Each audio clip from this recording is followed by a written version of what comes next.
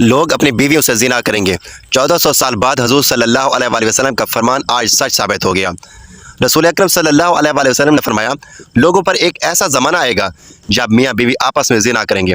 پوچھا گیا، یا رسول اللہ صلی اللہ علیہ وآلہ وسلم، میاں بیوی تو ایک دوسرے پر حلال ہوتے ہیں، کیا ایسا ممکن ہے کہ مرد اپنی بیوی سے زنا کرے اور بیوی اپنے شوہر سے؟ پھر حضور صلی اللہ علیہ وآلہ وسلم نے فرمایا کہ بسم اللہ الرحمن الرحیم، اسلامی معاشرے کی پاکیزگی کی حفاظت کرنا، ہر مسلمان کی عزت نفس اور روح کی طہارت باقی رکھنا، عورت سے نسب کے لوگوں کو ملاوٹ کی غلاظت سے محفوظ کرنا زنا کے حرام ہونے کی حکمت ہے۔ عبرانی کی ایک صحیح روایت ہے کہ ابو العاص نبی کریم صلی اللہ علیہ وآلہ وسلم سے روایت کرتے ہیں کہ آپ صلی اللہ علیہ وآلہ وسلم نے فرمایا، روزانہ آدھی رات کے وقت آسمان کے دروازے کھول دیے جاتے ہیں اور ایک پکارنے والا فرشتہ پکارتا ہے کہ ہے کوئی دعا کرنے والا جس کی دعا قبول کی جائے، ہے کوئی سوال کرنے والا جس کا سوال پورا کیا جائے، ہے کوئی مصیبت زدہ جو دعا کرے اور اس کی مصیبت دور کر دی جائے۔ یعنی آدھی رات کے بعد دعائیں قبول ہونے لگ جاتی ہیں۔ ناظرین، اللہ تعالیٰ ہر دعا کرنے والے مسلمان کی دعا قبول فرماتا ہے، سوائے زانیہ کے جو اپنی شرمگاہ کے ذریعے غیر مرد کو سیراب کرتی ہیں۔ زانیہ عورت جو زنا کے ذریعے مرد کا دل بہلاتی ہیں اور پھر اس کی دعا قبول نہیں ہوتی۔ زنا کرنے والے لوگ خود اپنے آپ کو اللہ کے عذاب کا مستحق بنا لیتے ہیں۔ حضرت عبداللہ بن عباس رضی اللہ تعالیٰ عنہ کہتے ہیں کہ رسول اکرم صلی اللہ علیہ وآلہ وسلم نے فرمایا، جب کسی بستی میں زنا اور سود عام ہو جائے تو گویا اس بستی کے لوگوں نے اپنے آپ کو اللہ کے عذاب کا مستحق بنا لیا کہ ان پر کسی بھی طرح کا عذاب آ جائے۔ پھر اسی طرح زانی کو دنیا میں بھی اللہ کی طرف سے سزا مل کر رہتی ہے، یعنی یہ ایک ایسا جرم ہے کہ جس کی سزا دنیا میں بھی ملتی ہے اور آخرت میں بھی۔ حضرت انس کہتے ہیں کہ رسول اکرم صلی اللہ علیہ وآلہ وسلم نے فرمایا، دو گناہ ایسے ہیں جن کی سزا میں جلدی کی جاتی ہے اور دنیا ہی میں دے دی جاتی ہے۔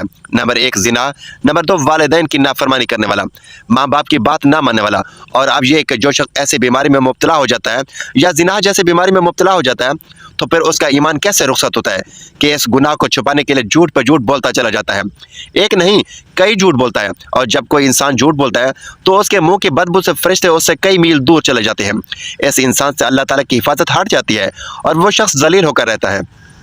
دنیا میں بھی انسان ہر طرح کی بیماری اور طرح طرح کی مصیبتیں نازل ہوتی ہیں، پھر بڑھاپے کی عمر میں زنا کرنا اللہ کے غضب اور غصے کو اور بھڑکاتا ہے۔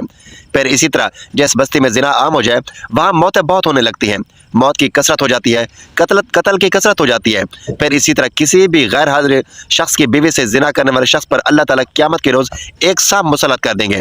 مذہبی کتب میں قیامت کے آنے سے پہلے بہت ساری علامات کا ذکر کیا گیا ہے۔ قیامت کی علامات میں سے سب سے پہلی علامت حضرت محمد صلی اللہ علیہ وآلہ وسلم کی آمد اور وفات ہے۔ پچھلے آسمانی کتابوں میں آپ صلی اللہ علیہ وآلہ وسلم کا لقب نبی الساعہ لکھا ہے، جس کا معنی ہے قیامت کا نبی، یعنی حضور صلی اللہ علیہ وآلہ وسلم وہ آخری نبی ہوں گے کہ جن کی امت پر قیامت قائم ہوگی۔ قیامت کے آنے سے قبل حضور صلی اللہ علیہ وآلہ وسلم نے فرمایا کہ اولاد نافرمان ہو جائے گی، بیٹیاں تک ماں کی نافرمانی کرنے لگے گی، دوست کو اپنا اور باپ کو پرایا سمجھا جائے گا، علم اٹھ جائے گا اور جہالت عام ہو جائے گی، دین کا علم لوگ دنیا کمانے کے لیے استعمال کرنے لگیں گے، نااہل لوگ امیر اور حاکم بن جائیں گے اور ہر قسم کے معاملات عہدے نامناسب اور نااہلوں کے سپرد ہو جائیں گے، جو جس کام کا اہل اور لائق نہ ہوگا وہ کام اس کے سپرد ہو جائے گا۔ لوگ ظالموں اور برے لوگوں کی تعظیم اس وجہ سے کرنے لگیں گے کہ یہ ہمیں تکلیف نہ پہنچائیں گے، شراب کھلم کھلا پی جائے گی، اعلانیہ طور پر ناچنے اور گانے والی عورتیں عام ہو جائیں گی، گانے بجانے کا سامان اور آلات موسیقی بھی عام ہو جائے گا، لوگ امت کے پہلے بزرگوں کو برا بھلا کہنے لگیں گے، جھوٹ عام پھیل جائے گا اور جھوٹ بولنا کمال سمجھا جانے لگے گا، امانت میں خیانت شروع ہو جانے لگے گی، امانت کے طور پر رکھوائی جانے والی چیزوں کو لوگ ذاتی دولت سمجھنے لگیں گے، نیک لوگوں کے بجائے غلط کار قسم کے لوگ اپنے اپنے قبیلے اور علاقے کے سردار بن جائیں گے، شرم و حیا بالکل ختم ہو جائے گی۔ ابھی موجودہ زمانے میں آپ خود دیکھیں کہ یہ سب علامتیں پوری طرح موجود ہیں۔ حضور صلی اللہ علیہ وآلہ وسلم نے فرمایا، قیامت آنے سے پہلے ظلم و ستم عام ہو جائے گا، ایمان سمٹ کر مدینہ منورہ کی طرف چلا جائے گا، جیسے سانپ سکڑ کر اپنے بل کی طرف چلا جاتا ہے، ویسے حالات پیدا ہو جائیں گے کہ دین پر قائم رہنے والے کی وہ حالت ہوگی جو ہاتھ میں انگارہ پکڑنے والے کی ہوتی ہے۔ زکوٰۃ کو لوگ تاوان سمجھنے لگیں گے، مال غنیمت کو اپنا مال سمجھا جانے لگے گا، ماں کی نافرمانی اور بیوی کی فرما برداری شروع ہو جائے گی، عورتیں زیادہ اور مرد کم ہو جائیں گے، یہاں تک کہ ایک مرد 50 عورتوں کا نگران ہوگا، زناکاری اور بدکاری عام ہو جائے گی، حتیٰ کہ حضور صلی اللہ علیہ وسلم نے فرمایا کہ قیامت کے قریب زمانے میں لوگ اپنی بیوی کے ساتھ زنا کریں گے۔ بلکہ جب ہم نے یہ حدیث پاک پڑھی کہ لوگ اپنی بیویوں کے ساتھ زنا کریں گے تو ہمیں اس بات کی سمجھ نہ آئی، تو ہم نے اپنے ایک مولانا صاحب سے پوچھا کہ مولانا صاحب اس کا کیا مطلب ہے کہ لوگ اپنی بیوی سے زنا کریں گے؟ تو انہوں نے فرمایا کہ ہاں، اس کی کئی صورتیں ہیں۔ ایک صورت تو اس کی یہ ہے کہ مرد یا عورت کوئی کفریہ بول دے اور نکاح ٹوٹ جائے اور ان کو اس کا پتہ ہی نہ ہو کہ نکاح ٹوٹ گیا ہے یا نہیں۔ اور آج کل تو یہ بات عام ہے، لوگوں کو اس بات کا علم ہی نہیں، بلکہ قاری ثناء اللہ پانی پتی نے لکھا ہے کہ اگر دو بندے گفتگو کر رہے تھے، ایک نے کہا کہ یہ تو شریعت کی بات ہے اور اگلے نے جواب دیا کہ رکھ پڑے شریعت کو، تو وہ آدمی کافر ہو گیا۔ تو ہمیں چاہیے کہ ہم علماء سے پوچھیں کہ کلاماتی کفر کون کون سے ہیں، یہ نہ ہو کہ ہم ایسے جملے بولیں اور کفر کا ارتکاب کریں ہوں۔ کئی جملے تو بہت عام ہیں، تو ان کا علم حاصل کرنا ضروری ہے کہ کہیں ہم تو اپنی گفتگو میں کوئی ایسی بات نہیں کہہ جاتے اگر نکاح ٹوٹ گیا تو پھر ہم بھی ایسے ظلم میں ابھی بھی رہ رہے ہیں اور زنا کا گناہ لکھا جا رہا ہو۔ تو فرمایا کہ مرد قرب قیامت میں اپنی بیویوں سے زنا کریں گے۔ ایک صورت یہ ہے کہ یہ کفریہ کلمات بیوی بولے تو بھی نکاح ٹوٹ جاتا ہے، اگر خاوند بولے تو بھی نکاح ٹوٹ جاتا ہے۔ اور دوسری صورت ایک دوسرے کے ساتھ بحث، اور یہ تو ہر گھر کی بات نظر آتی ہے۔ جب شادی ہو تو میں بولتا تھا اور بیوی سنتی تھی، اس نے کہا پھر اپنے بچے ہو گئے تو بیوی بولتی تھی اور میں سنتا تھا، اس نے کہا پھر ہم دونوں بوڑھے ہو گئے، اب ہم دونوں بولتے ہیں تو محلے والے سنتے تھے۔ بڑھاپے میں بحث و تکرار اور زیادہ ہو جاتی ہے، اور اس میں ہوتا کیا ہے کہ مرد کی زبان میں کنایہ طلاق نکل جاتی ہے۔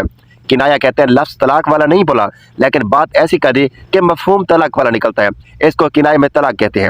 اب یہ گناہ بہت زیادہ ہے، غصے میں کہہ دیتے ہیں کہ چلی جا، مجھے تیری کوئی ضرورت نہیں۔ آج کے بعد اس قسم کے الفاظ جس کا نتیجہ یہ نکلے کہ تو میری بیوی نہیں ہے، اب اس قسم کے مسائل کی بھی معلومات کرنی چاہیے۔ شریعت کہتی ہے کہ علم حاصل کرو، ایسا نہ ہو کہ کنایہ میں طلاق ہو جائے، جنہیں پتہ بھی نہ ہو اور وہ ساتھ رہ رہے ہوں۔ اور آج کل تو یہ حالات ہیں کہ زبان سے طلاق کہہ دیتے ہیں، طلاق ہو بھی جاتی ہے، پتہ بھی ہے دونوں کو، مگر بدنامی کی وجہ سے پھر میاں بیوی اکٹھے رہ رہے ہوتے ہیں ایک گھر میں ایک کمر میں، تو یہ زنا کر رہے ہیں۔ قربان جائے اس سچے نبی کی مبارک زبان پر جس نے 1400 سال پہلے بتا دیا تھا کہ قرب قیامت کے نزدیک لوگ اپنی بیویوں سے زنا کریں گے۔ ناظرین، صحیح بخاری کی ایک حدیث کے مطابق قریب قیامت کی ایک نشانی یہ بھی ہے کہ اقتدار غلط لوگوں کے ہاتھ میں دے دیا جائے گا۔ علماء کرام بھی اس کے متعلق کہتے ہیں کہ آج دنیا بھر کے ممالک کے حکمرانوں کی طرف دیکھیں تو صاف پتہ چلتا ہے کہ یہ نشانی بھی پوری ہو چکی ہے۔ صحیح بخاری ہی میں ایک اور نشانی بتائی گئی ہے کہ قیامت سے قبل لوگ بلند ترین عمارتیں بنانے میں ایک دوسرے پر سبقت لے جانے کی کوشش کریں گے۔ آج ہم دیکھتے ہیں کہ وہی دور شروع ہو چکا ہے، دنیا بھر میں بلند و بالا عمارتیں کھڑی ہو چکی ہیں، اور جس ملک میں سب سے بلند ترین عمارتیں موجود ہوں وہاں کے حکمران اور شہری اسے فخر کا سبب گردانتے ہیں۔ اور اس جیسی دیگر کئی نشانیوں کے متعلق بھی علماء کا کہنا ہے کہ وہ پوری ہو چکی ہے، اور اب امام مہدی کا ظہور اور قیامت قریب تر آ چکی ہے۔ اللہ کے رسول صلی اللہ علیہ وآلہ وسلم نے قیامت کی نشانی بتلاتے ہوئے فرمایا کہ اونٹوں اور بکروں کے چرواہے جو برہنہ بدن اور ننگے پاؤں ہوں گے، وہ ایک دوسرے سے مقابلہ کرتے ہوئے لمبی لمبی عمارتیں بنوائیں گے اور فخر کریں گے کہ ریاض شہر میں عمارتوں کا یہ مقابلہ آج اپنے عروج پر پہنچ گیا ہے۔ دبئی میں برج خلیفہ کی عمارت دنیا کی سب سے اونچی عمارت بن گئی، تو ساتھ ہی شہزادہ ولید بن طلال نے جدہ میں اس سے بھی بڑی عمارت بنانے کا اعلان کر دیا، جو دھڑا دھڑ بنتی چلی جا رہی ہے۔ عرب کی عمارتیں سارے جہاں سے اونچی ہو چکی ہیں۔ عرض کرنے کا مقصد صرف یہ ہے کہ پیارے رسول حضرت محمد صلی اللہ علیہ وسلم نے جو فرمایا وہ پورا ہو چکا ہے، اور بتائی ہوئی پیش گوئیاں آج ہو بہو پوری ہو رہی ہے۔ اب سوال یہ پیدا ہوتا ہے کہ اس کے بعد کیا ہوگا؟ اللہ کے رسول صلی اللہ علیہ وسلم کی ایک اور حدیث ہے کہ قیامت سے پہلے سرزمین عرب دوبارہ سرسبز ہو جائے گی۔ سعودی عرب پر اب بارشیں شروع ہو چکی ہیں، مکہ اور جدہ میں سیلاب آ چکے ہیں۔ عرب سرزمین پہلے ہی جدید ٹیکنالوجی کو کام میں لا کر سرسبز بنانے کی کوشش کی گئی ہے، وہ قدرتی موسم کی وجہ سے بھی سرسبز بنتی جا رہی ہے۔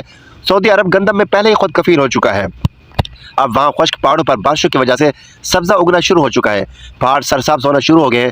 بارشوں کی وجہ سے آخرکار حکومت ڈیم بنانے کا سوچ رہی ہے، جیسے پانی کی نہریں نکلیں گی، ہریالی ہوگی، سبزہ مزید ہوگا، فصلیں لہلہائیں گی، یوں یہ پیش گوئی بھی اپنے تکمیلی مراحل سے گزرنے جا رہی ہے، اور جو حضور صلی اللہ علیہ وسلم نے فرمایا اسے ہم اپنی نگاہوں سے دیکھتے جا رہے ہیں۔ اگر حدیث میں غور کریں تو مشرق وسطیٰ کے زوال کا آغاز ملک شام سے شروع ہوا، لیکن شاید عرب حکمران یا تو یہود و نصارہ کی چال سمجھ نہ سکے یا بے رخی اختیار کی، لیکن وجہ جو بھی ہو یا نہ ہو، آپ صلی اللہ علیہ وسلم کی بتائی ہوئی علامات کو تو ظاہر ہونا ہی تھا۔ چنانچہ حدیث پاک میں ارشاد ہوتا ہے، رسول اکرم صلی اللہ علیہ وسلم نے فرمایا، سب اہل شام تباہی اور بربادی کا شکار ہو جائیں گے، تو پھر تم میں کوئی خیر باقی نہ رہے گی۔ ناظرین، یاد رکھیے، حدیث مبارکہ کی روح سے شام اور اہل شام سے امت مسلمہ کا مستقبل وابستہ ہے۔ اگر ملک شام ایسے ہی برباد ہوتا رہا تو پوری امت مسلمہ کی بھی خیر نہیں۔ ویسے تو 90% برباد ہو چکا ہے، اب جبکہ 5 سالہ خون ریزی میں 8 لاکھ بے گناہ بچے، بوڑھے، عورتیں شہید اور لاتعداد دوسرے ملکوں کی سرحدوں پر زندگی کی بھیک مانگتے ہوئے شہید ہو رہے ہیں، اور اتنی ہی تعداد میں زخمی یا معذور ہو چکے ہیں۔ لہذا شام مکمل تباہی کے بعد اب نزا کی حالت میں ہے۔ اس حدیث کے حساب سے عرب ممالک کے سنہرے دور کے خاتمے کی اہم وجہ ملک شام کے موجودہ حالات ہیں۔ गोया नबी करीम सल्लल्लाहु अलैहि वसल्लम की एक और हदीस पेशगोई की अलामत ज़ाहिर हो रही है। याद रखें कि शाम के मुतालिक इसराइल, रूस, अमेरिका जो भी यहाँ झूठे बहाने बनाते हैं, लेकिन उन सब का असल हदफ जज़ीरतुल अरब है, क्योंकि कुफ़ार का अकीदा है कि दज्जाल हमारा मसीहा है। इस वजह से ये लोग दज्जाल के इंतजामात मुकम्मल कर रहे हैं, जिसके लिए अरब ममालिक में अदम इस्तेहकाम पैदा करना है, क्योंकि मुल्क शाम पर ये यहूद व नसारा कब्जा करना चाहते हैं, और ये होकर रहेगा। हज़रत इमाम मेहदी अलैहिस्सलाम के ज़हूर से कबल चुनांचा किताब में है कि आखिरी ज़माने में जब मुसलमान हर तरफ से मगलूब हो जाएंगे, मुसलसल जंगी होंगी, शाम में भी ईसाइयों की हुकूमत कायम हो जाएगी। इसी क़यामत से मुतल्लिक़ भी मालूमात हमें मिलती है कि क़यामत से पहले हुज़ूर सल्लल्लाहु अलैहि वसल्लम की उम्मत में से 30 बड़े बड़े कज़्ज़ाब और दज्जाल आएंगे। हर एक नबूवत का दावा करेगा, हालांकि हुज़ूर अकरम सल्लल्लाहु अलैहि वसल्लम आखिरी नबी है। आप सल्लल्लाहु अलैहि वसल्लम के बाद कोई नबी नहीं आएगा। क़यामत की निशानी में से एक निशानी ये भी है कि मुमकिन हो इराक में सोने के पहाड़ और सोने के ख़जाने से मुराद इराक का तेल हो। जब ये अलामतें हो चुकी तो सख्त किस्म का अजाब शुरू होगा। इसमें सुर्ख आंधी आएगी, आसमान से पत्थर बरसेंगे, कुछ लोग ज़मीन में धंसा दिए जाएंगे, लोगों की शक्लें मसख हो जाएंगी।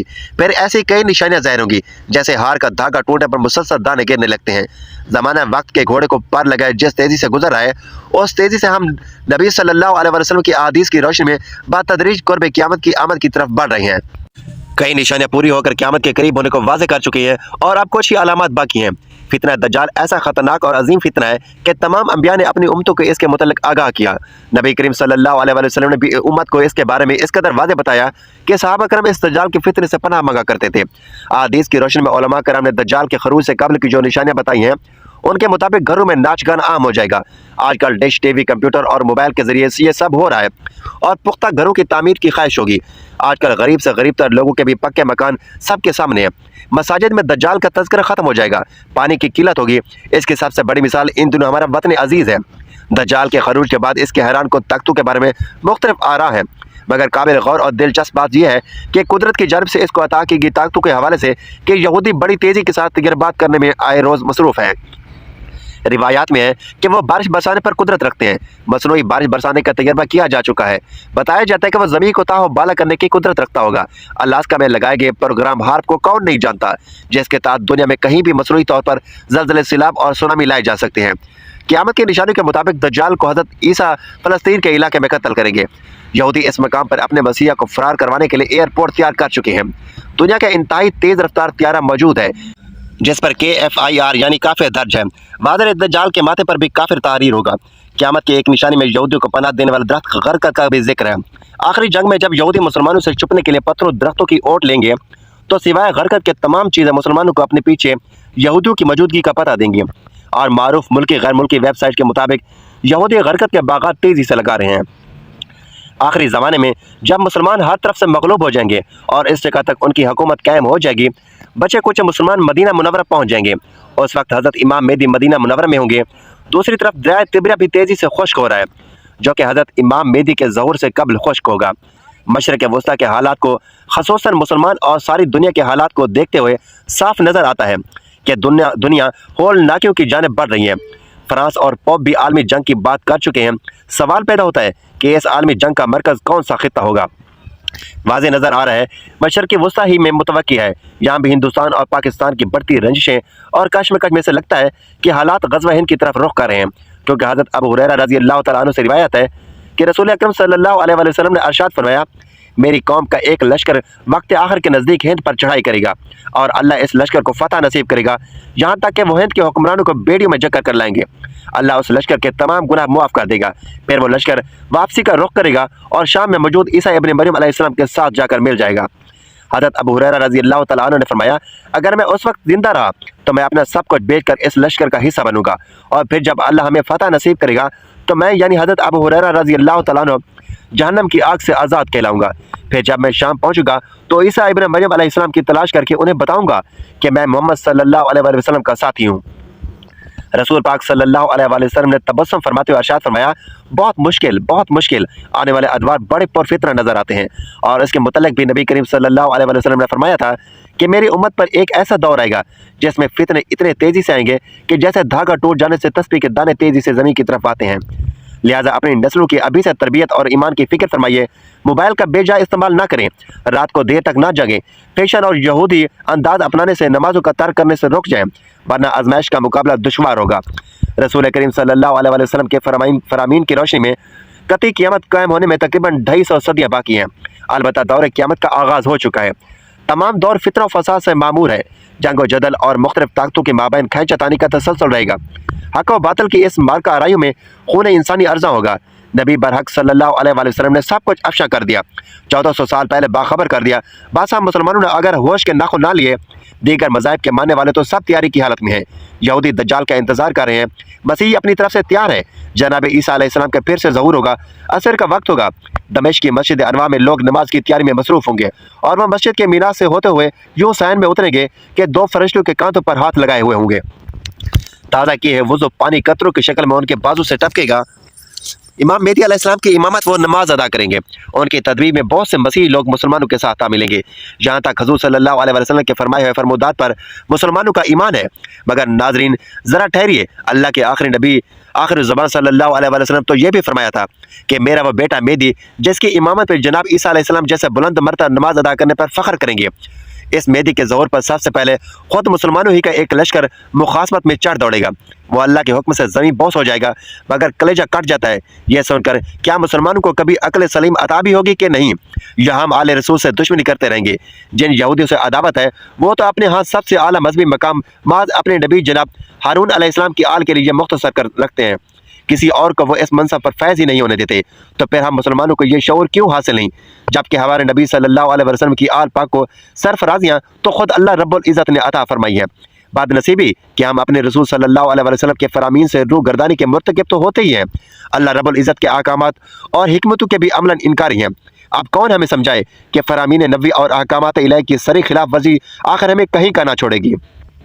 समझने का वक्त अब है कि बाद अज़ाब पछतावे की फुर्सत ना होगी। अल्लाह ताला से हमारी दुआ है कि अल्लाह ताला हमें हर वक्त फितने के दौर में ईमान पर कायम रखने की तौफीक अता फरमाए और हमारा खात्मा ईमान पर फरमाए। आमीन या रब्बुल आलमीन। नाज़रीन, कमेंट बॉक्स में अल्लाह ताला के 99 नामों में से एक नाम ज़रूर टाइप करें। अगली वीडियो तक के लिए इजाज़त दीजिए। अल्लाह हाफिज़।